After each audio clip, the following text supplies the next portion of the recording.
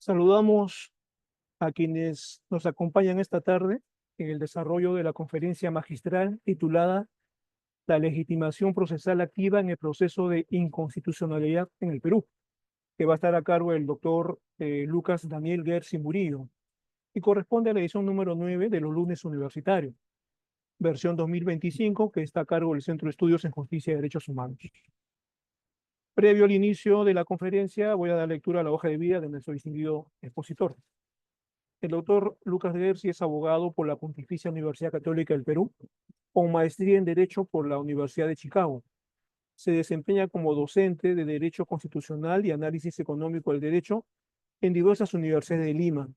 Asimismo, se ha desempeñado anteriormente como asesor jurisdiccional del Tribunal Constitucional. Ha participado como ponente en eventos académicos dentro y fuera del país. Actualmente es docente en la Facultad de Derecho de la Universidad de Lima, la Universidad de San Martín de Porres y en la Pontificia Universidad Católica del Perú. Bueno, el desarrollo de la presente conferencia tendrá una duración de 60 minutos, al cabo del cual habrá lapso de 15 a 20 minutos para las preguntas que el público desee realizar. Sin más, entonces dejamos en el uso de la palabra al doctor Lucas Gersi para el inicio de su conferencia. Adelante, doctor. Ahora sí, ya hemos activado el micrófono. Estimado Jesús, la verdad, muchas gracias por esa introducción. Yo quiero agradecer enormemente al Centro de Estudios en Justicia y Derechos Humanos del Ministerio de Justicia y Derechos Humanos del Perú. Quiero agradecer particularmente a toda la gente que nos acompaña esta tarde en la conferencia, a los que son estudiantes universitarios, a los que son mis colegas abogados, a los que son profesores. De verdad, para mí es un honor y un gusto muy grande estar acá con ustedes. A ver, yo quiero estructurar la conferencia de la siguiente forma. Yo quiero en una primera parte de la conferencia hablar de manera más general acerca de la Constitución y acerca de cómo debemos nosotros entender y comprender la Constitución. En parte para enfocar correctamente todo y también para que pueda haber un debate general y de repente a lo mejor una reflexión, de repente a lo mejor también una polémica. O sea, la primera parte va a ser una reflexión general sobre lo que es la Constitución.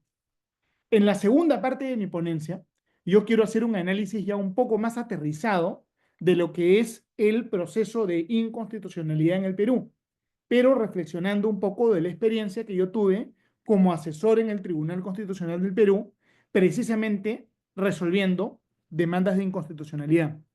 Y luego, en la última parte, yo quiero compartir con todos ustedes los resultados de una investigación que he hecho. Yo he revisado la mayor parte de expedientes emitidos en procesos de inconstitucionalidad y he obtenido una serie de estadísticas interesantes sobre estos procesos que quiero compartir con ustedes, ¿no es cierto? Entonces, habiendo dicho eso, ya vamos a comenzar con la conferencia propiamente dicha. Una primera pregunta que yo les quiero hacer, o un primer planteamiento que yo les quiero hacer es, cuando nosotros hablamos de constitución, no hablamos necesariamente de constitución escrita. Una cosa es la constitución, que es un concepto más general, y otra cosa es la constitución escrita, que es un concepto mucho más particular. Por ejemplo, el concepto de constitución es un concepto muy, muy antiguo, que se remonta inclusive a la antigüedad clásica. Si ustedes leen, revisan un libro clásico, como por ejemplo La Política, escrito por Aristóteles, van a ver que Aristóteles habla permanentemente de la constitución de diferentes ciudades-estado en Antigua Grecia, ¿no? Él habla de la constitución de los atenienses, la constitución de los espartanos, la constitución en Tebas, en Éfeso, en Creta, etc. Otros autores de la antigüedad clásica, como Solón, como Genofonte, ¿no es cierto? Muchos más también hablan del concepto de constitución. Sin embargo, ¿cuál es la primera constitución escrita, ¿no es cierto?, del mundo moderno? Es la Constitución de los Estados Unidos de América a fines del siglo XVIII, ¿no es cierto? Entonces, miren ese desfase de miles de años en realidad, de más de 2000 años probablemente, desde el año 500, 600, 700 antes de Cristo hasta el año 1770 aproximadamente después de Cristo, ¿cierto? Lo que yo quiero decir es que el concepto de un Estado constitucional y el concepto del derecho constitucional no es lo mismo que el concepto de un documento con artículos que se llama Constitución. Constitución no es igual a Constitución escrita. De hecho, el primer país moderno en tener un gobierno constitucional y en considerarse que tiene una constitución es un país que no tiene ni siquiera una constitución escrita, que es el Reino Unido, ¿no es cierto? Inglaterra tiene un Estado constitucional, pero no tiene constitución escrita. Entonces, ¿cuál es la definición de una constitución, no? En realidad, un Estado tiene constitución cuando hay determinadas reglas que son las que estructuran cómo va a funcionar la comunidad política, que son independientes de la voluntad del monarca, independientes de la voluntad de la mayoría y que se tienen que respetar. Cuando yo tengo un sistema de reglas independiente simplemente de la voluntad de los actores políticos, entonces yo tengo constitución. Y en su sentido tradicional, las constituciones son lo que podríamos nosotros llamar órdenes espontáneos. Un Estado, un país, tiene una constitución cuando a lo largo del tiempo se va desarrollando una conciencia de que hay algunas reglas que son importantes y que son reglas que de ninguna manera las vamos a poder cambiar, ¿no? Es más, la constitución no escrita probablemente es una constitución más difícil de cambiar o imposible de cambiar, a diferencia de la constitución escrita, que sí se puede cambiar, ¿no? Entonces, miren estas diferencias tan interesantes entre la constitución no escrita y la constitución escrita.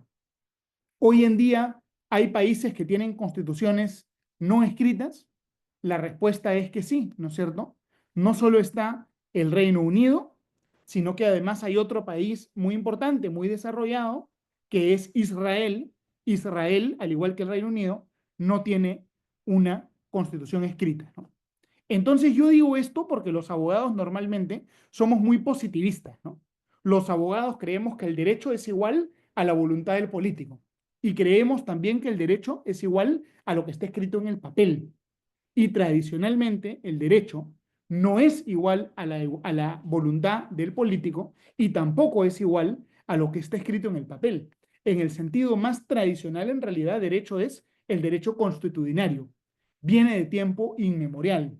No es que se cambie a voluntad, sino que el derecho es de alguna manera las prácticas que la sociedad, que la comunidad considera valiosas para su propio funcionamiento y para su desarrollo, ¿no es cierto? La conciencia histórica de que el poder tiene que ejercerse con responsabilidad y que el Estado tiene que tener poderes limitados y no poderes ilimitados, ¿no? Entonces, esa es una primera aproximación, yo creo, interesante al concepto de la Constitución. Ahora bien, les quiero plantear a lo mejor otras preguntas. Todos nosotros sabemos seguramente del curso de introducción a las ciencias jurídicas que la Constitución normalmente tiene dos partes, ¿no? Esto es lo más básico, lo más elemental, ¿no? Siempre se dice que la Constitución tiene dos partes. En primer lugar, una parte orgánica que determina la estructura del Estado y en segundo lugar, una parte dogmática que es la que determina, enumera los derechos fundamentales, ¿no? Y yo quiero invitarlos a ustedes a una reflexión, bien interesante esto, ¿no? A ver, quiero invitarlos a una reflexión y para eso les pido que juntos analicemos unos gráficos que acá yo tengo. Acá tengo varios gráficos bien interesantes. Entonces yo les quiero hacer la siguiente pregunta. ¿Qué cosa creen ustedes que es más importante? ¿Es más importante la parte orgánica de la Constitución o es más importante la parte dogmática de la Constitución? Yo estoy seguro que la mayoría de ustedes seguro va a decir que las dos son igual de importantes, ¿no? Pero si tuvieran que escoger en cuál de los dos mundos siguientes preferirían vivir. ¿Preferirían vivir en un mundo donde está definida la estructura del Estado, pero no están enumerados los derechos fundamentales del individuo? ¿O preferirían vivir, por el contrario, en un mundo donde están enumerados los derechos fundamentales del individuo, pero no están expresados, no está definida la organización del Estado? Dicho en otros términos, ¿qué es más importante? ¿Organización del Estado o derechos individuales? Si tuviéramos que someter esta pregunta a referéndum, ¿no? Entre todos los 720 asistentes a la sesión, ¿qué creen que es más importante, la parte orgánica o la parte dogmática?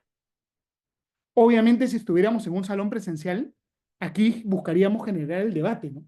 En la sala, con las limitaciones que tenemos, no podemos hacer un debate, pero yo quiero de todas maneras hacer una reflexión junto con ustedes. Para eso tengo dos gráficos.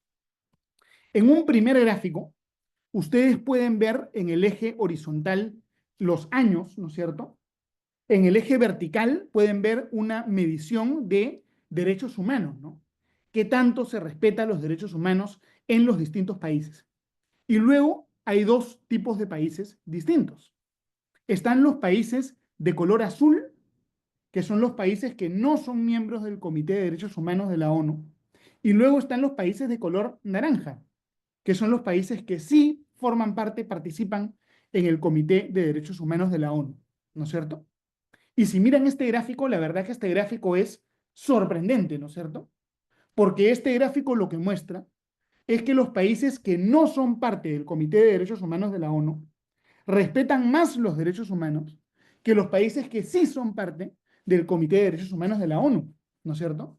Entonces, ustedes ven esto y de repente les llama la atención, ¿no es cierto? ¿Cómo así el país que forma parte del Comité de Derechos Humanos en promedio a lo largo del tiempo respeta menos los derechos humanos que el país que no es parte de este comité? ¿No es cierto? ¿Cuál creen ustedes que puede ser la explicación? Y la interpretación que yo le doy a este gráfico es que hay una diferencia en la política y en la práctica y en el derecho entre lo que se dice y lo que se hace, ¿no? Entre las meras declaraciones retóricas y la práctica real de la política y de la democracia en los países, ¿no? Lo que este gráfico está mostrando es que los países que hablan en Naciones Unidas sobre el respeto a derechos humanos respetan menos los derechos que aquellos países que no hablan tanto en Naciones Unidas sobre el respeto de los derechos. Este gráfico lo que te está mostrando es la diferencia entre lo que se dice, ¿no? Y lo que de verdad se hace. Y si nosotros nos ponemos a analizar un poco más detenidamente, vamos a encontrar una explicación, ¿no? Lo que ocurre es que los países que de repente son autoritarios, los países que de repente tienen dictadura, ustedes saben cuáles son esos países, precisamente para que no los critiquen, para que no los investiguen, tienen un mayor incentivo a estar en el Comité de Derechos Humanos. Entonces, si ustedes ven históricamente qué países están en el Comité de Derechos Humanos, van a ver que los países que están en este comité muchas veces son los países que más vulneran justamente los derechos humanos. Entonces, el gráfico 1 que muestra la diferencia entre el decir y el hacer, ¿no es cierto? El gráfico 2 también es muy interesante, ¿no? Siempre que nosotros en el Perú, inclusive en otros países o a nivel internacional, tenemos un problema de derechos humanos o un problema de democracia, siempre lo que la gente busca hacer cuando tiene un problema de derechos humanos o un problema de democracia es aprobar una ley, ¿no es cierto? La clásica, ¿no?, de los abogados es que, uy, qué terrible, tenemos mucha violencia familiar, aprobemos la ley contra la violencia familiar, ¿no? Tenemos un problema en el Perú con la extorsión, aprobemos una ley contra la extorsión, ¿no es cierto? Tenemos el problema de la contaminación, aprobemos la ley contra la contaminación. Siempre los abogados, nuestro primer reflejo es problema, entonces la respuesta tiene que ser una norma jurídica, una ley. Lo que este gráfico muestra es el fracaso, en algunos casos, de la respuesta meramente legislativa, ¿no? La línea de color azul lo que marca es el puntaje a nivel mundial en un índice de incidencia de tortura. Lo que marca la línea azul es si los países en el mundo torturan o no a sus propios ciudadanos. Es un puntaje de derechos humanos. La línea verde marca el momento en el que entra en vigencia el Tratado de Naciones Unidas en contra de la tortura, ¿no? Entonces la pregunta es, antes y después de la vigencia de este tratado, ¿cambió el nivel de tortura en el mundo? ¿El tratado sirvió para que haya menos tortura en el mundo? ¿O el nivel de tortura en el mundo es básicamente el mismo antes y después de la aprobación del tratado.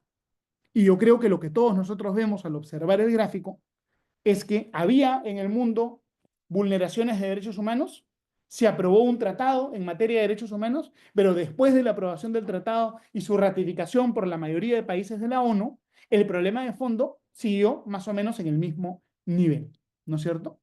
Entonces, ¿qué es lo que yo quiero de alguna manera sugerir o debatir con ustedes a través de estos gráficos? Yo lo que quiero debatir es que para resolver problemas de fondo no son suficientes las respuestas de tipo retórico, ¿no es cierto? Yo no mejoro los derechos humanos, yo no fortalezco la democracia y la vigencia efectiva de los derechos participando en un comité o aprobando un tratado. Yo tengo que ir mucho más allá, desarrollando una serie de prácticas que de verdad me permitan resguardar el Estado de Derecho y proteger la libertad. No es suficiente las declaraciones para resguardar el Estado de Derecho ni para construir un orden constitucional. Eso es lo que yo les quiero demostrar o por lo menos motivar una reflexión, un debate a través de estos gráficos, ¿no es cierto? Entonces, volviendo a la pregunta original, ¿qué es más importante? ¿La parte orgánica o la parte dogmática?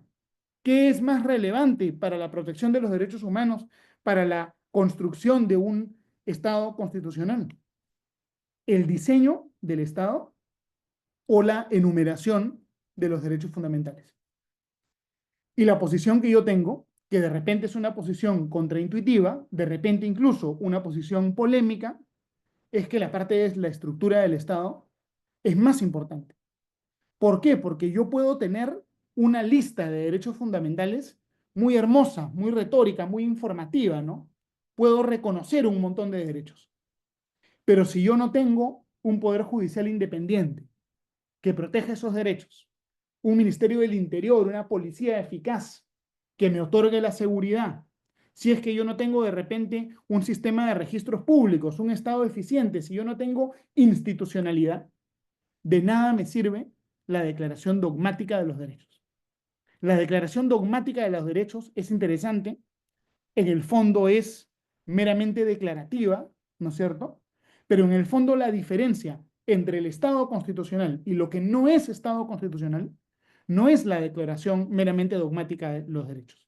La diferencia entre lo que es Estado constitucional y lo que no es Estado constitucional, en mi humilde punto de vista, es la arquitectura del Estado, ¿no es cierto? La parte orgánica de la Constitución. El hecho de que el Estado se organice según el principio de separación de poderes y que ese principio de separación de poderes sea efectivo, ¿no? Que haya un Congreso que pueda frenar al Poder Ejecutivo, ¿no? O un Poder Ejecutivo que pueda a veces frenar al Congreso, un Poder Judicial que pueda frenar a los otros dos, ¿no es cierto? La existencia de el poder como el contrapeso del poder, finalmente esa es la llave del constitucionalismo. Y el constitucionalismo moderno se basa en esta idea, ¿no?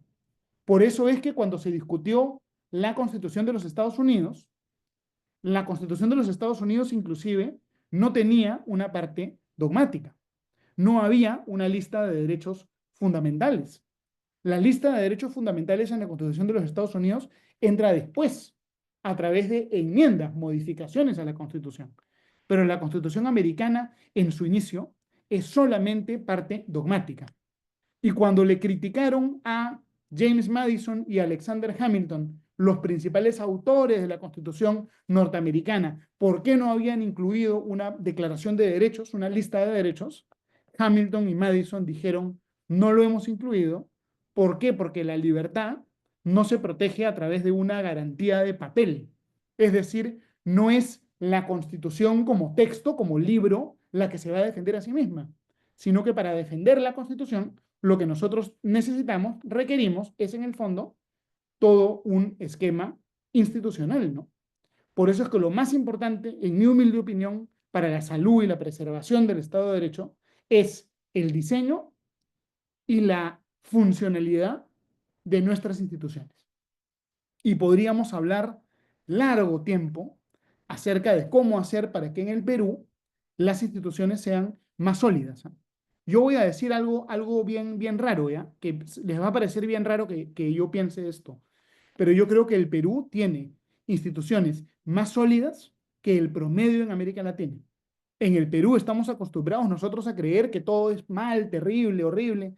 En realidad el Perú tiene instituciones bastante flexibles, ¿ah? Bastante sólidas. Y tenemos que cuidar y defender a nuestras instituciones, ¿no? Que tienen su lógica.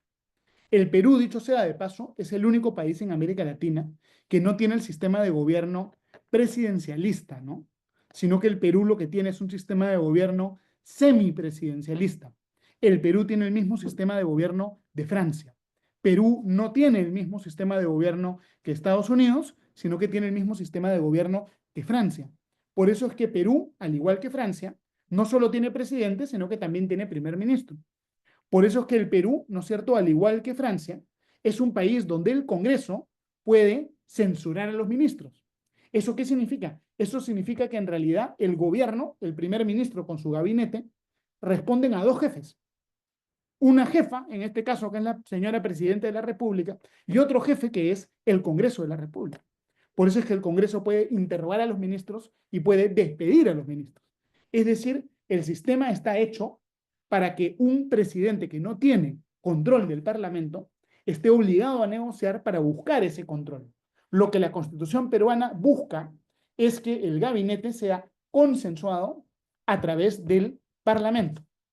¿Ya? Acá me estoy yendo un poco por las ramas, ¿ya? Pero creo que es bien importante debatir esto. Tanto así que Francia es un país que sí ha sido copiado, el constitucionalismo de Francia ha sido muy copiado en el Perú.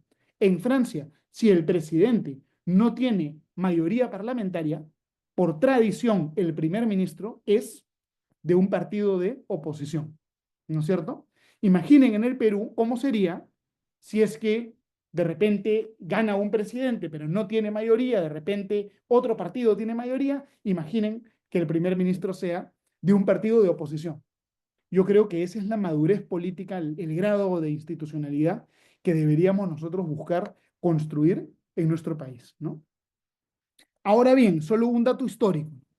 Yo les había hablado de cómo a lo largo del tiempo, a lo largo de los años, la mayoría de constituciones eran no escritas, ¿no? Y que recién a partir de la Revolución Americana, a partir de lo que ocurre en Estados Unidos en el siglo XVIII, empiezan a haber constituciones escritas. Entonces la pregunta es, si la constitución era una constitución no escrita, ¿cómo así comenzamos a tener constituciones escritas? Y un poco la respuesta a este análisis es que los Estados Unidos, cuando Inglaterra colonizó Estados Unidos fue colonizado a través de empresas.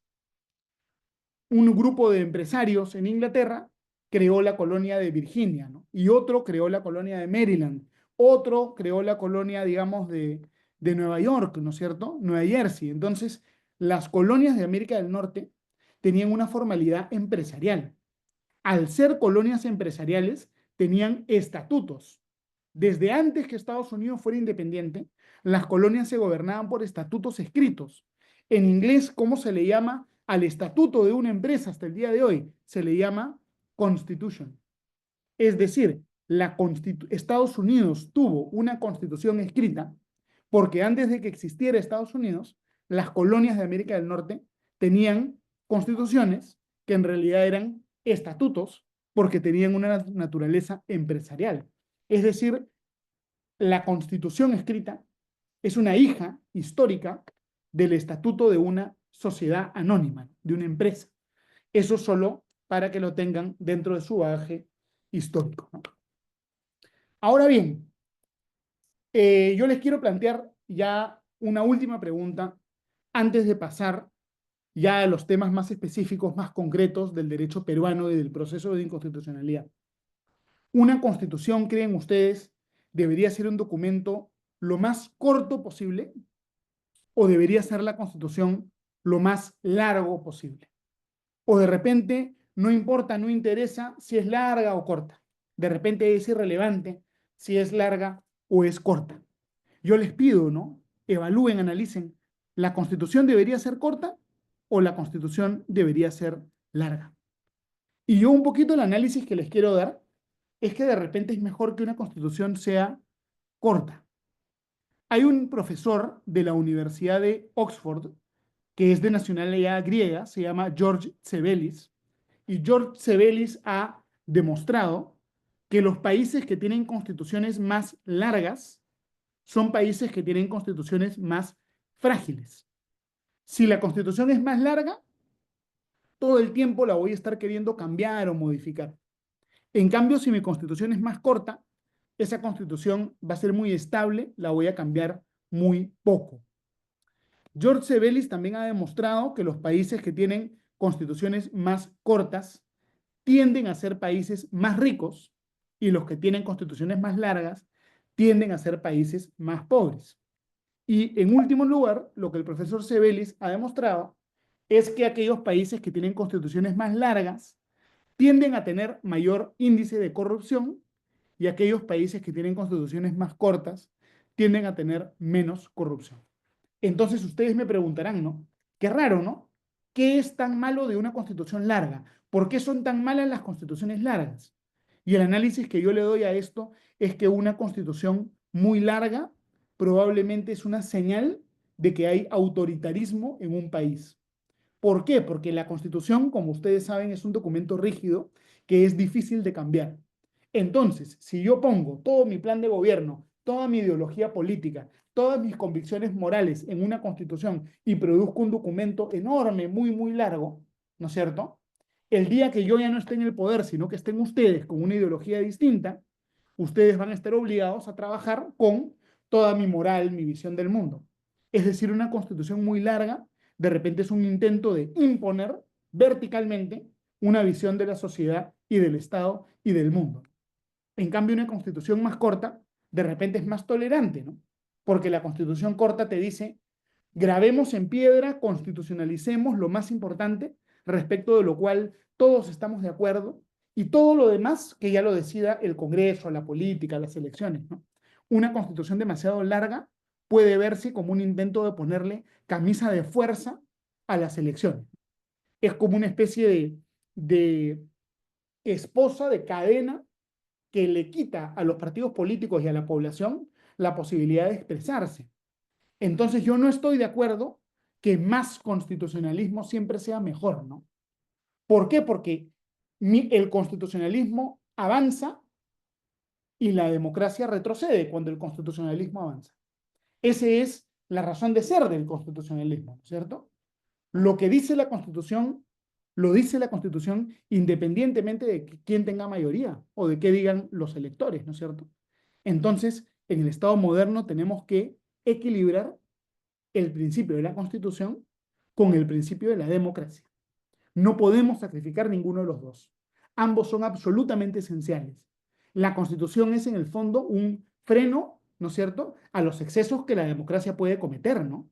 No es que yo gano las elecciones por 5.000 votos y ya le saco digamos, le hago un daño totalmente a los que piensan distinto, ¿no?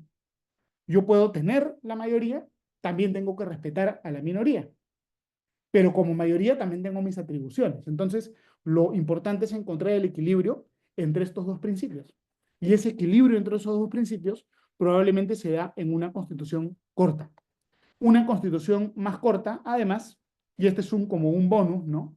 Como es corta, puede ser entendida por la ciudadanía y la ciudadanía puede desarrollar una lealtad hacia su constitución. Y eso contribuye a el sentimiento pues, de identidad nacional, al civismo, a sentirte que eres parte de un Estado que va a respetar tus derechos, ¿no? Y eso ustedes lo ven en los Estados Unidos, que hay una devoción, casi una especie de religión nacional hacia su constitución, que es algo que en el Perú nunca lo vamos a ver, en parte porque nuestra constitución también es una constitución muy reciente, ¿no es cierto? Ahora bien, ya entremos a hablar del derecho peruano y entremos a hablar del proceso de inconstitucionalidad. Como ustedes saben, el proceso de inconstitucionalidad es el proceso constitucional a través del cual el Tribunal Constitucional controla la constitucionalidad de las normas con rango de ley, ¿no es cierto? Lo que hace el Tribunal Constitucional al resolver un proceso de inconstitucionalidad es que compara una norma que está siendo objeto de la demanda, que se llama objeto de control, con la Constitución, que se llama parámetro de control. La norma objeto de control puede ser una ley emitida por el Congreso de la República, sí, por supuesto, pero también puede ser un decreto legislativo, ¿no? Emitido por el Poder Ejecutivo, por delegación parlamentaria. También puede ser un tratado internacional, por supuesto. También puede ser ordenanzas regionales o municipales. Recuerden ustedes que en el Perú las ordenanzas regionales y municipales tienen el mismo rango jerárquico que la ley, solo que son emitidos dentro de otro ámbito de competencia, ¿no? Ese es el objeto de control. El parámetro de control es la Constitución, ¿no es cierto? Más otros documentos que eventualmente van a formar parte del análisis constitucional que se puede hacer. Y para entender eso, hay un concepto bien importante que es el concepto de las normas interpuestas. Y este ya es un tema técnico, ¿ya? Pero bien importante que ustedes lo conozcan. Ustedes a veces leen la Constitución y van a ver que la Constitución te remite a otras normas, ¿no es cierto? La Constitución te dice muchas veces de repente, según ley orgánica, se definirá tal cosa o tal otra cosa. Por ejemplo, ¿no? La Constitución te dice, según ley orgánica, se definirá las competencias de las municipalidades. Entonces, si el Congreso aprueba una ley ordinaria que contradice lo que señala la ley orgánica de municipalidades, esa ley ordinaria que contradice la ley orgánica de municipalidades, ¿va a ser inconstitucional, sí o no? Es una pregunta absolutamente fundamental, ¿no? La respuesta es que sí, ¿no? Si una ley ordinaria contraviene la ley orgánica de municipalidades, la ley ordinaria contraviene directamente la ley orgánica e indirectamente la Constitución, porque la Constitución te remite a la ley orgánica, ¿no? Entonces, si yo voy en contra de la ley orgánica, en el fondo también estoy yendo en contra de la Constitución. ¿Eso cómo se llama? Eso se llama la teoría de las normas interpuestas, ¿no? Cuando la Constitución llama a una norma, está conformándose, está creándose lo que se llama un bloque de constitucionalidad. Algo es inconstitucional cuando va contra la Constitución, de repente contra un tratado en materia de derechos humanos, cuando va contra las leyes orgánicas, ¿no? Pero tampoco hay que ampliar el bloque de constitucionalidad al extremo, ¿no? No todas las normas que suenan constitucionales son normas constitucionales, ¿no? Hay leyes ordinarias que suenan constitucionales, que contienen principios, pero el hecho de que una ley suene constitucional o contenga un principio no significa que esa norma va a tener un rango constitucional, ¿no? Por ejemplo, ¿no? Si una ley ordinaria contraviene uno de los principios que está en el título preliminar del Código Tributario o en el título preliminar del Código Civil o en el título preliminar de repente de la Ley de Procedimiento Administrativo General, ¿ahí habrá una inconstitucionalidad? La respuesta es que no, porque esas son normas ordinarias, ¿no? Habrá de repente una antinomia, ¿no? Pero no habrá un vicio de constitucionalidad. Entonces, lo que es muy importante en el proceso de inconstitucionalidad es identificar bien la norma objeto de control, identificar bien el parámetro de control, siendo prudente y siendo técnico de no colocar en el rango constitucional normas que no tienen necesariamente rango constitucional. Ese trabajo, al momento de analizar un proceso de inconstitucionalidad, es realmente muy importante. El proceso de inconstitucionalidad, como ustedes saben, es un proceso que va al Tribunal Constitucional en una sola instancia, ¿no es cierto? Aquí no hay apelación, no hay doble instancia, va directo al Tribunal Constitucional y el propio Tribunal Constitucional resuelve la demanda de inconstitucionalidad. Al ser un proceso de una sola instancia, ustedes pueden pensar que es un proceso muy rápido. Sin embargo, en la realidad puede demorar muchos años. Han habido procesos de inconstitucionalidad que se han demorado 5 años, hasta 6 años. Pero más o menos yo diría que la duración promedio de una demanda de inconstitucionalidad es entre año y medio y 2 años, habiendo revisado la estadística, ¿no? El Tribunal Constitucional se puede demorar bastante, ¿no? Se puede demorar bastante. A ver, ya para ir entrando un poquito más en detalles técnicos, ¿no? para ir entrando en detalles técnicos, acá tengo un montón de temas interesantes. Primero, ¿no? Cabe la posibilidad de cuestionar un proyecto de ley ante el Tribunal Constitucional mediante una demanda de inconstitucionalidad. La respuesta es que no, ¿no? Cuando hay un proyecto de ley, lo que tiene que ocurrir es que tiene que terminar el procedimiento legislativo. No hay control ante el Tribunal Constitucional preventivo o previo, ¿no? Ese control previo de un proyecto de ley se hace al interior de la Comisión de Constitución del Congreso, ¿no? La Comisión de Constitución del Congreso es la que tiene el deber de identificar si hay una inconstitucionalidad en un proyecto de ley, ¿no? En ese caso, no se puede ir al Tribunal Constitucional. Procede la demanda de inconstitucionalidad contra modificaciones de la Constitución. Esto es bien interesante, ¿no? Puede haber una norma que sea parte de la Constitución que sea considerada inconstitucional, o dicho en otros términos, ¿no? ¿Puede el Tribunal Constitucional limitar la facultad del Congreso para cambiar la Constitución? Eso es bien polémico. La respuesta es que sí puede ocurrir, pero de una manera muy particular y muy restringida. Si es que el Congreso de la República modifica la Constitución sin seguir el proceso establecido para modificar la Constitución, entonces esa reforma de la Constitución es inconstitucional. Y hay un ejemplo que se dio en el año 2020.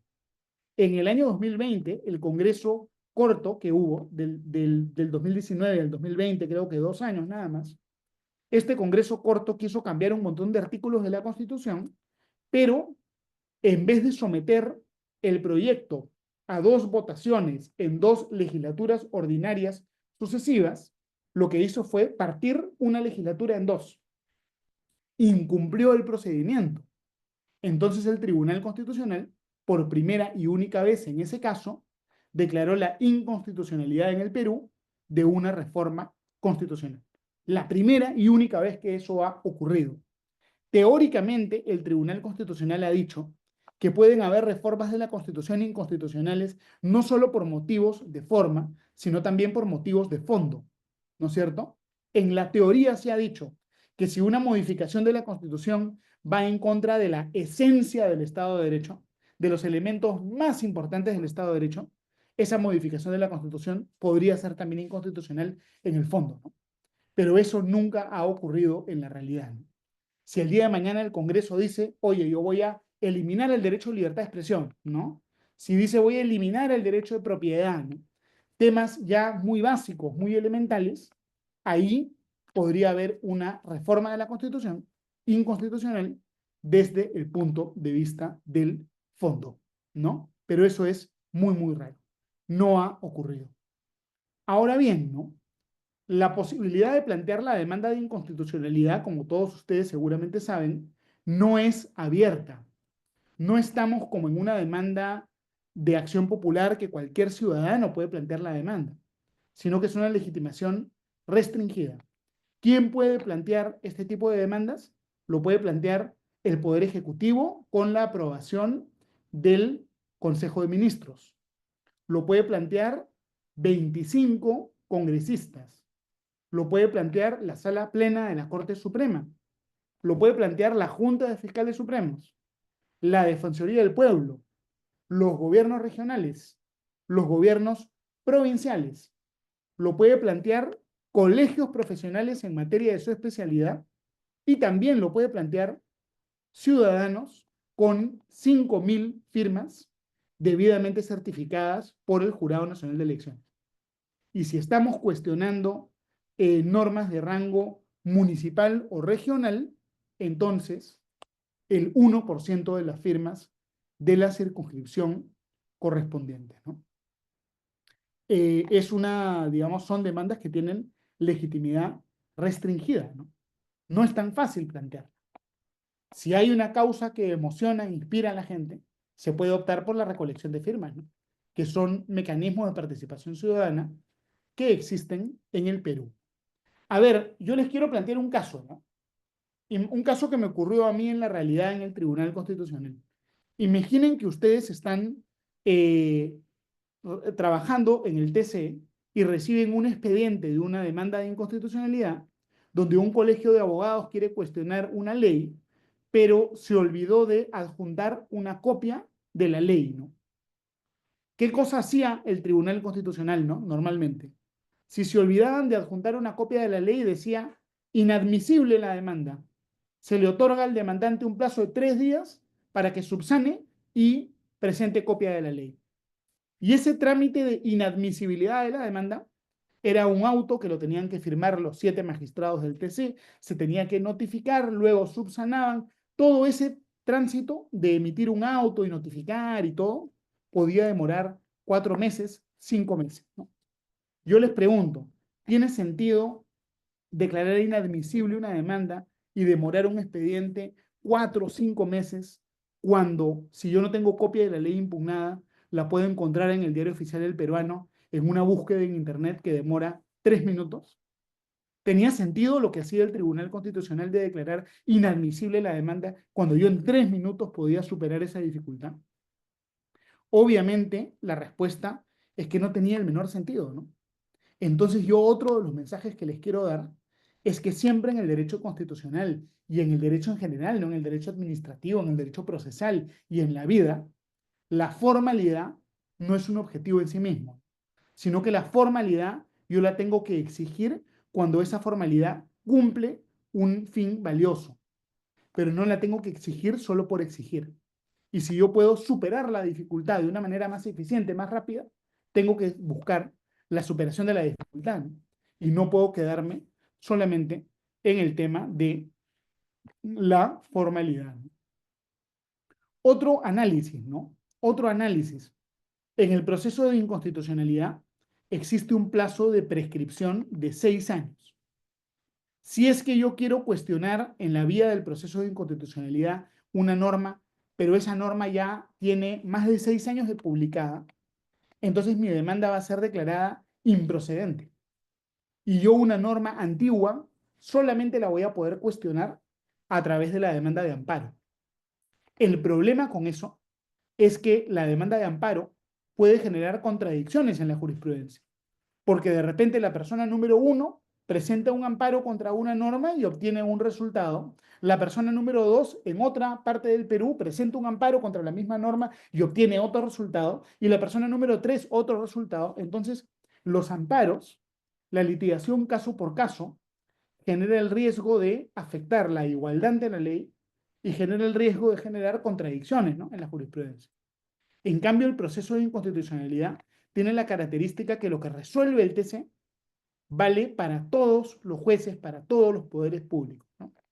El proceso de inconstitucionalidad está diseñado para dar mucha seguridad jurídica. Entonces yo creo que las normas antiguas deberíamos también permitir que se cuestionen a través de la demanda de inconstitucionalidad. Porque si lo que nos preocupa es la inseguridad jurídica, más seguridad jurídica vamos a tener con la demanda de inconstitucionalidad, ¿no es cierto?, que planteando amparos atomizados en un juzgado, en un distrito judicial, en otro distrito, ¿no? Por eso es que cuando se hizo la modificación del Código Procesal Constitucional, el Congreso tuvo la iniciativa de pedirme a mí algunos comentarios, ¿no? Y yo hice un montón de comentarios y la mayoría de los comentarios que yo propuse fueron aceptados, ¿no? Pero uno de los pocos comentarios que hice y no me aceptaron fue que la demanda de inconstitucionalidad sea imprescriptible. Yo planteé, ¿no? Yo planteé, esta demanda debería ser imprescriptible, porque una norma antigua, ¿no es cierto?, que de repente es anterior a la Constitución, que de repente tiene un problema de constitucionalidad, es mucho mejor que eso se vea en el TC en una sola instancia, mucho más claro, a que sea analizado de manera mucho más desordenada, de repente a través de procesos de amparo. Entonces ese es otro análisis interesante del proceso de inconstitucionalidad, ¿no? A ver, bastantes cosas más, ¿no?, del proceso de inconstitucionalidad. En el proceso de inconstitucionalidad no proceden las medidas cautelares, ¿no? A diferencia de un proceso pues de amparo, de habeas corpus, no se puede pedir una medida cautelar. Curiosamente, en el proceso competencial sí procede una medida cautelar, pero no en el proceso de inconstitucionalidad. De repente esto es algo que podemos problematizar, ¿no? Las demandas de inconstitucionalidad a veces demoran tanto que el mero tránsito del tiempo ya puede tener un impacto, ¿no? Si yo estoy cuestionando de repente la creación de una universidad pública o la creación de una entidad pública, una institución pública, y la demanda se demora 5 años en resolverse, en esos 5 años ya hay un montón de trabajadores, ya hay presupuesto, ya es mucho más costoso, mucho más difícil declarar la inconstitucionalidad de la ley que al comienzo, ¿no? O sea, de repente sería mejor una situación en la cual, al admitir la demanda de inconstitucionalidad, el Tribunal Constitucional analice si es que se dicta una medida cautelar, ¿no? Esa puede ser de repente un tema para discutir, ¿no? En la demanda de inconstitucionalidad, como ya hemos hablado, se puede declarar la inconstitucionalidad total o parcial de una norma y esa inconstitucionalidad puede ser por la forma o por el fondo, ¿no? El Tribunal Constitucional, a través de la demanda de inconstitucionalidad, es un legislador negativo, ¿no? Lo que hace el Tribunal Constitucional es decir, de repente, de esta ley que tiene 10 artículos, un artículo va en contra de la Constitución, yo lo voy a eliminar, ¿no? Pero la eliminación del texto es también la última ratio, ¿no? Lo que el Tribunal Constitucional hace, lo que la doctrina constitucional te pide, es que tú leas una norma, la analices e identifiques todas las interpretaciones posibles de la norma, ¿no? Y si es que tú puedes interpretar la norma de tal manera que esa norma sea constitucional, la interpretas según la Constitución, ¿no? Y solo si la norma no se puede interpretar según la Constitución, es que uno puede eliminar el texto. El Tribunal Constitucional debe actuar con prudencia y declarar la inconstitucionalidad de las normas solo en los casos, digamos, donde no se pueda salvar su constitucionalidad, ¿no? Hay que tomar en cuenta que en el proceso de inconstitucionalidad también se puede declarar la inconstitucionalidad por conexidad de los reglamentos, ¿no? Si yo declaro inconstitucional el artículo de una ley, yo lógicamente también tengo que declarar inconstitucional el artículo del reglamento que desarrolla esa parte de la ley, porque de lo contrario me quedaría con un reglamento huérfano, ¿no? Un reglamento sin base legal, y eso es algo absurdo, ¿no? Entonces, en la demanda de inconstitucionalidad se declara la inconstitucionalidad de la norma con rango de ley y de la parte de la norma reglamentaria que corresponde a esa norma con rango de ley. Es decir, podríamos incluso decir que en el fondo estamos cuestionando de forma simultánea la norma con rango de ley y el reglamento, ¿no? Es un tema procesal constitucional bien interesante que a veces no se toma en cuenta, ¿no? La demanda de inconstitucionalidad permite la participación de terceros, ¿no? Los terceros con legítimo interés pueden intervenir en el proceso. Se les llama, no se les llama litisconsorte, ¿no? Se les llama terceros en sentido estricto, ¿no? Luego, muchas veces también profesores de derecho que creen que pueden participar en un tema que es interesante, solicitan participar en el proceso de inconstitucionalidad a través de la figura del amicus curiae. Es decir, el proceso de inconstitucionalidad es un proceso muy participativo y es muy común que haya una gran cantidad de actores participando en los informes orales de procesos de inconstitucionalidad, que son muy divertidos, ¿eh? Y son públicos. Yo les recomiendo que los busquen en el portal web institucional del Tribunal Constitucional. A ver, avanzando con estos temas procesales, ¿no? Que son interesantes. ¿Qué cosa pasa si yo presento una demanda de inconstitucionalidad contra una norma y durante la tramitación del proceso la norma que yo estoy cuestionando es derogada y reemplazada por otra? ¿Qué ocurre, no? Yo puedo pronunciarme sobre una norma que no existía cuando planteé la demanda. Ahí el Tribunal Constitucional ha dicho algo bien interesante, ¿no?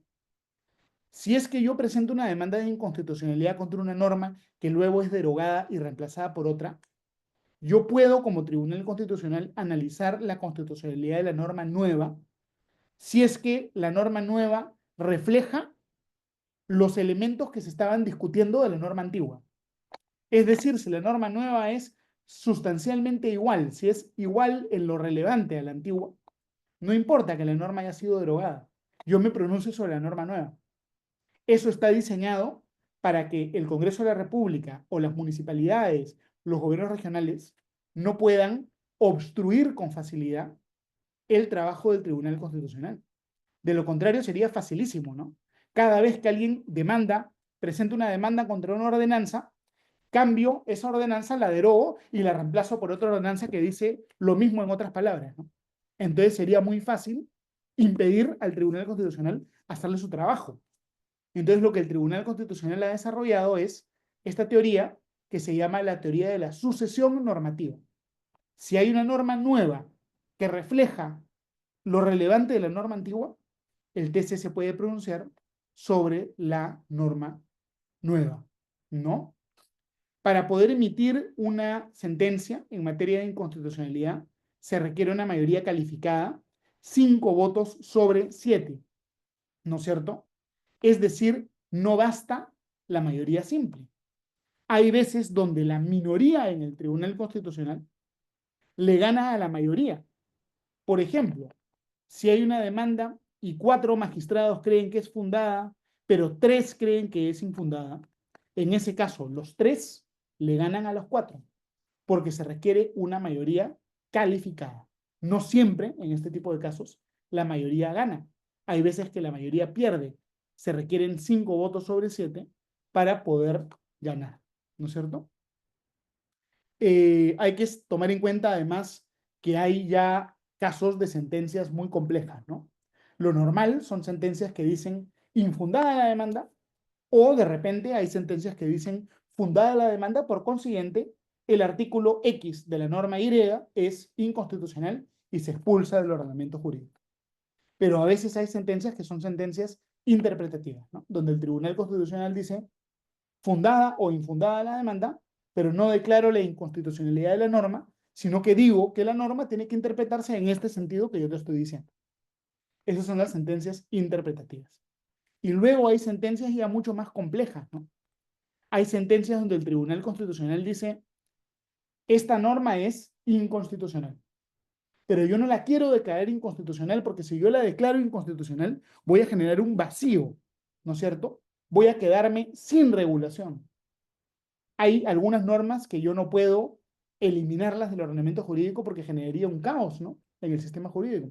Entonces, a veces el Tribunal Constitucional dice, esta norma es inconstitucional, pero la inconstitucionalidad va a entrar en efecto de acá a 1 año, o de acá a 2 años, o de acá hasta que el Congreso cambie la norma, ¿no? ¿Y eso cómo se llama? Eso se llama vacatio sentencia. Ese es el Tribunal Constitucional que difiere en el tiempo el efecto de su propio mandato, ¿no? Lo patea, digamos, para atrás, ¿no? Eso se llama la vacatio sentencia. Y hay veces que el Tribunal Constitucional ya es más agresivo. Hay veces que el Tribunal Constitucional dice, esta norma es inconstitucional. Yo te doy, Congreso, un plazo para que la reemplaces. Y si no la reemplazas en un plazo de 1 año, entonces las reglas que van a entrar en efecto son estas que yo te estoy poniendo acá. Ese ya es un Tribunal Constitucional que ya está cruzando la línea con lo que es un legislador, ¿no? Y ahí también tenemos que debatir hasta qué punto el Tribunal Constitucional puede inventar reglas en un sentido positivo o hasta qué punto eso ya es una invasión, de repente, de la competencia del poder legislativo, ¿no? Y ahí podríamos tener pues una clase pues muy larga sobre esto, ¿no? Tampoco me quiero demorar tanto, pero rápidamente, ¿no? La estructura del proceso de inconstitucionalidad. Primero se presenta la demanda, luego viene la calificación de la demanda, que es la admisión a trámite, de repente la declaran inadmisible porque falta algún requisito, después se contesta la demanda y se formulan excepciones, luego la incorporación de terceros al proceso, luego viene la audiencia, luego la sentencia, luego se pide aclaración de la sentencia y después, en muchos casos, hay una fase de ejecución de la sentencia, dependiendo de lo que el Tribunal Constitucional ordene. El punto 7 es bien importante, ¿ya? El punto de la aclaración es muy, muy importante. Nosotros a veces leemos sentencias del Tribunal Constitucional y no nos damos cuenta que las sentencias son incompletas. ¿Por qué? Porque a veces el Tribunal Constitucional emite una sentencia y las partes presentan pedidos de aclaración, diciendo Tribunal Constitucional, había este tema importante, te olvidaste de mencionarlo. Había esto también muy relevante, te olvidaste de someterlo a discusión. Entonces el Tribunal Constitucional aclara. Y para entender correctamente la sentencia, siempre es muy importante revisar la sentencia más los autos de aclaración que pudieran existir. Eso es recontra importante revisarlo también, ¿no? Las sentencias más los pedidos de aclaración. Ahora, de manera muy, muy rápida, y con esto termino, les quiero mostrar algunos datos, alguna estadística del proceso de inconstitucionalidad. Acá yo he hecho un análisis de 157 procesos de inconstitucionalidad en un plazo de 10 años, ¿no? Del 2010 al 2020. Y miren, ¿no? 32% de los casos tienen discordia y 68% son unánimes. Es decir, la mayoría son unánimes, pero hay una serie de casos que tienen discordia, ¿no? En el 38% de los casos, el TC emitió sentencias estimatorias. Esto es bien interesante, porque si nosotros revisamos otro tipo de procesos constitucionales, como por ejemplo amparos, vamos a ver que en el amparo la tasa de éxito es bajísima. En el amparo la tasa de éxito es de menos del 1%. Sin embargo, en el proceso de inconstitucionalidad, la tasa de éxito es de 38%. Es decir, hay un montón de casos en los cuales el Tribunal Constitucional declara la inconstitucionalidad de las normas. Es bastante, bastante alto, ¿no es cierto? Luego, acá se puede ver con un poco más de detalle diferentes estadísticas de tasa de éxito. Esto es bien interesante. Cuando los ciudadanos fueron los que demandaron, los ciudadanos ganaron el 32% de las veces. Cuando los colegios profesionales demandaron, los colegios profesionales ganaron el 31% de las veces. Las municipalidades ganaron el 28% de las veces. Pero miren esto, cuando el Poder Ejecutivo demandó, el Poder Ejecutivo ganó el 82% de las veces. Miren la tasa de éxito. El Poder Ejecutivo cuando demanda tiene una tasa de éxito súper, súper alta. Entonces es bien interesante ver lo que las estadísticas nos muestran, ¿no? Fiscal de la Nación ganó 100% de las veces, pero porque planteó muy pocos casos, ¿no? Gobierno regional ganó solo 20% de las veces, ¿no? Es decir, los gobiernos regionales normalmente no les va muy bien en el TC en comparación con el Poder Ejecutivo, ¿no? Luego, miren, otra estadística interesante, ¿no? Esto es las normas emitidas por qué poder del Estado son inconstitucionales con mayor frecuencia. Cuando se discute una norma emitida por el Poder Ejecutivo, un decreto legislativo, esta norma es inconstitucional el 30% de las veces. Cuando se discute una norma emitida por el Congreso, la norma es inconstitucional el 31% de las veces, igualito. Pero las normas que emiten municipalidades y gobiernos regionales son inconstitucionales 75 y 77% de las veces. Es decir, aquí la gran conclusión a la que se puede llegar de esta estadística es que las municipalidades y los gobiernos regionales en el Perú están emitiendo normas que luego son declaradas inconstitucionales. Es decir, los alcaldes del Perú requieren de repente mayor asesoría en derecho constitucional. No tienen del todo claro muchas veces cuáles son sus competencias, ¿eh? Y por eso a veces exceden sus competencias. Porque de todos los procesos de inconstitucionalidad, gran parte de los procesos son procesos que el Poder Ejecutivo inicia contra alcaldías y contra gobiernos regionales, ¿no? A ver, entonces, la verdad, ya he hablado una hora, ¿no? Prácticamente así, de manera suiza, exactamente he hablado una hora. Hemos hablado de varios temas. Espero haber podido despertar un interés, alguna reflexión interesante. Y de verdad para mí es un honor pues muy grande estar acá, ¿no? Para mí el derecho es una pasión. Espero que a ustedes les guste tanto el derecho como me gusta a mí y que podamos seguir trabajando juntos para construir y reforzar el Estado de Derecho en nuestro amado país, ¿no? Gracias, Jesús, y quedo atento ahora a sus Sí, comentarios y sus preguntas, ¿no? Un honor sí, estar no, aquí. más bien gracias, Lucas, por compartir tus conocimientos en esta materia tan interesante como los procesos constitucionales y en específico el proceso de inconstitucionalidad.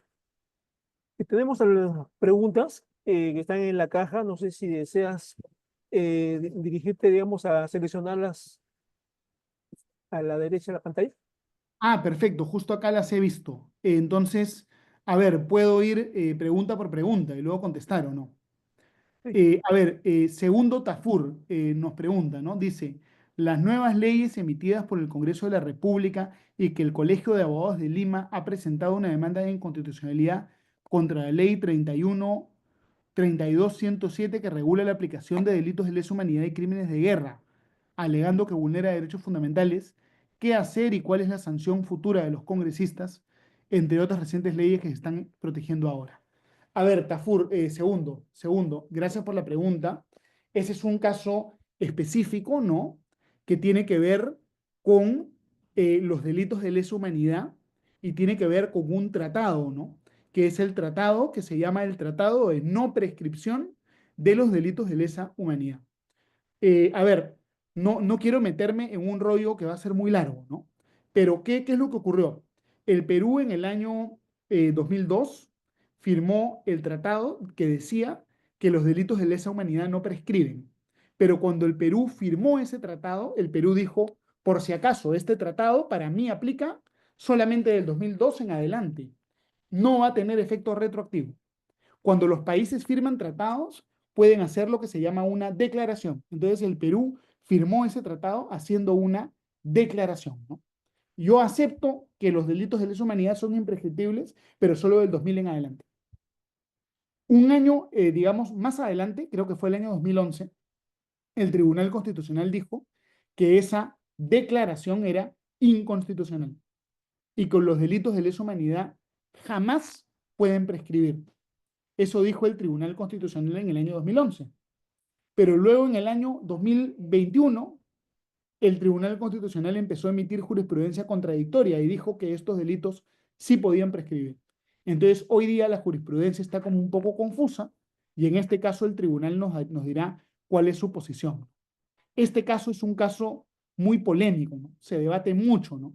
Porque hay algunos que dicen, ¿cómo es posible que después de tantos años el gobierno siga persiguiendo a militares, policías que combatieron en la época de la lucha contra el terrorismo, ¿no? Pero otros dicen, no, de todas maneras tiene que haber una persecución porque han sido delitos de lesa humanidad.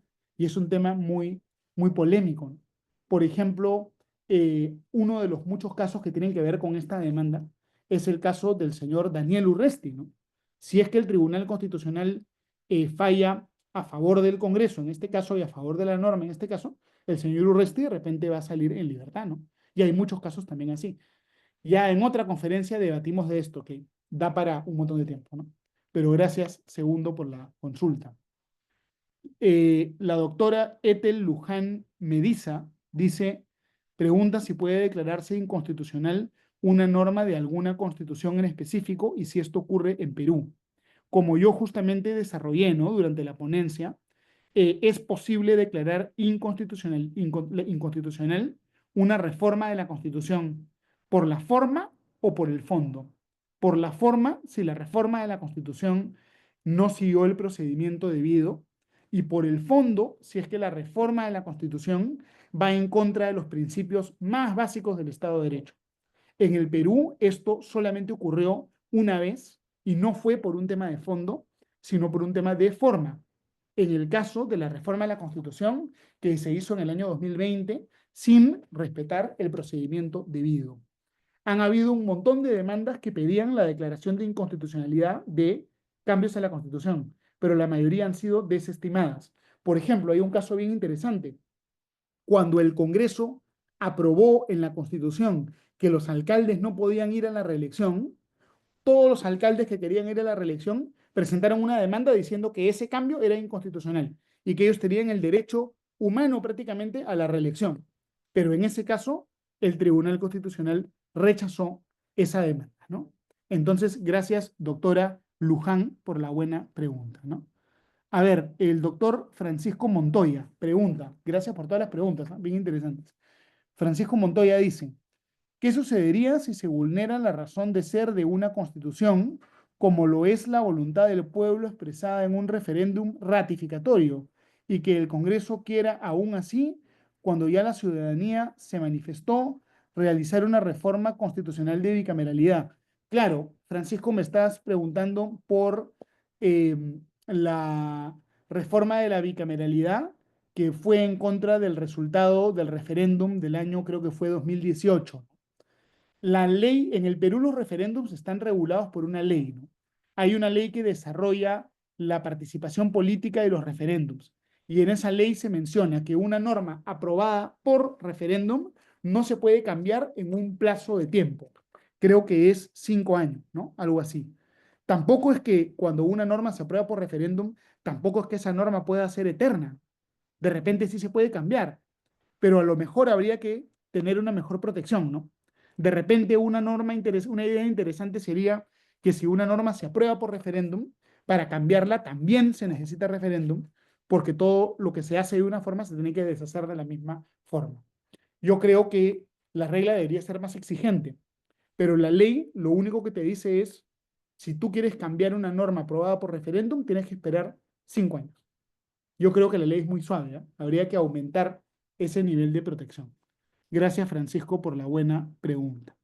A ver, Ricardo Pacheco dice, em, la Constitución Política del Perú, ¿en qué beneficia al sindicato ya constituido en registros públicos ante el empleador? A ver, en el Perú la Constitución reconoce el derecho a la libertad sindical. Los sindicatos tienen una protección constitucional y además una protección del derecho internacional, porque los convenios de la Organización Internacional del Trabajo protegen a las organizaciones sindicales, ¿no? Básicamente, la libertad sindical te dice que dentro de una empresa está garantizado el derecho a constituir un sindicato. El sindicato, digamos, nadie puede amedrentar a sus miembros y tienen el derecho, obviamente, a la huelga, a la negociación colectiva, a crear todos los sindicatos que quieran, ¿no? Hay todo un cuerpo de derecho sobre eso, ¿no? Entonces, buena pregunta, Ricardo, también. Si es que ya me quedo sin tiempo, me dicen, ¿ah? Por favor, que hay un montón de preguntas.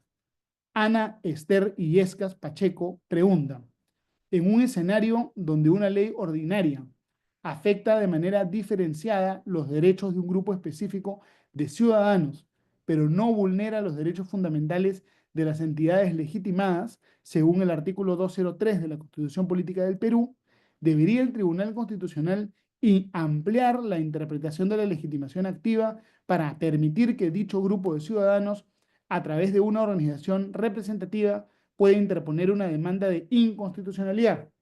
A ver, hay dos niveles de análisis, ¿no?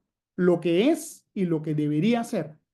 Hoy en día, si es que un sindicato o una asociación presenta una demanda de inconstitucionalidad, esa demanda va a ser rechazada. Este grupo de personas, si quiere plantear una demanda de inconstitucionalidad, tiene algunas opciones, ¿no? Una opción es reunir 5.000 firmas. Si reúnes 5.000 firmas y te vas al Jurado Nacional de Elecciones con esas 5.000 firmas, puedes presentar tu demanda, ¿no? Otra opción sería conseguir que un colegio profesional adopte su causa.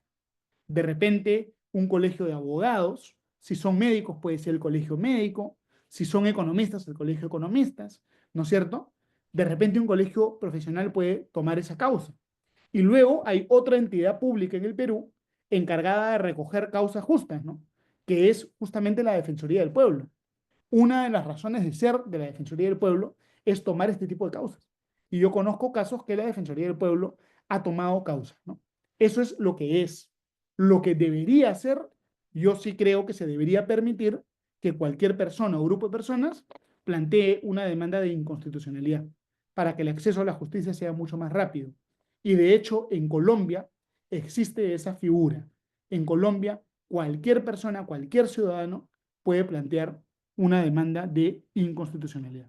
¿No? O sea, muchas gracias, Ana Esther, por la pregunta. Franco Celis pregunta, ¿no? Profesor, muy buenas tardes. Respecto a la modificación de la ley de extinción de dominio, ¿usted considera que una demanda de inconstitucionalidad sería fundada? Saludos a la familia. Gracias, Franco, por esa pregunta. De hecho, tengan ustedes en cuenta que hay actualmente una demanda de inconstitucionalidad en trámite contra la ley de extinción de dominio. Esta demanda la ha planteado la Defensoría del Pueblo. Yo creo que la ley de extinción de dominio tiene vicios de inconstitucionalidad por varios motivos, ¿no? En la ley de extinción de dominio, la carga de la prueba se invierte, y el demandado tiene que probar que sus bienes provienen de actividades lícitas. Es decir, no se presume la licitud, sino que se presume la ilicitud. Yo pienso que esa inversión de la carga de la prueba vulnera la presunción de inocencia. Yo creo que hay una vulneración de la cosa juzgada. ¿Por qué motivo? Porque si es que yo soy absuelto en sede penal, en la sede de la extinción de dominio, igual me pueden quitar mis propiedades. Es decir, ¿de qué me sirve ser absuelto si es que en el otro proceso no me van a considerar absuelto? Yo creo que esa es una vulneración al debido proceso. Y creo que hay una vulneración también grave, ¿no? Que es que en la vía de la extinción de dominio se sigue en contra de los demandados una investigación secreta. En la vía penal, la investigación no es secreta. El investigado tiene un montón de derechos desde el día uno. ¿Por qué en la vía de extinción de dominio, que es menos grave que la penal, se sigue una investigación secreta? Yo creo que eso es un exceso. Yo estoy casi seguro, ¿ah? Y se van a acordar de mí, ¿ah? Que cuando se vea este caso en el Tribunal Constitucional, yo creo que va a ser fundada la demanda. Pero bueno, el tiempo lo va a definir, ¿no? Me preguntan cuáles son los desafíos más críticos en la implementación de los modelos de apoyos y salvaguardas en el Perú. A ver, la verdad, no quiero tampoco engañarlos. Yo no soy tampoco especialista en ese tema, pero yo entiendo que es algo pues que recién está en pañales, ¿no? Entiendo que recién está en pañales y que es muy ambiguo. El modelo anterior de tutela y curatela era más claro que había una persona incapaz y que la persona que tenía que intervenir era el curador, ¿no? El tutor. En el modelo de apoyos, a veces no queda del todo claro cuándo y para qué se requiere el apoyo y cuándo no.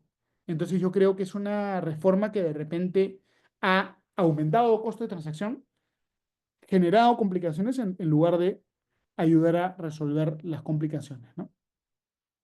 Gabriel Ángel Machaca Conde pregunta cómo se compara el sistema peruano de legitimación en el proceso de inconstitucionalidad con otros modelos en América Latina. A ver, no todos los países de América Latina tienen tribunales constitucionales, ¿no?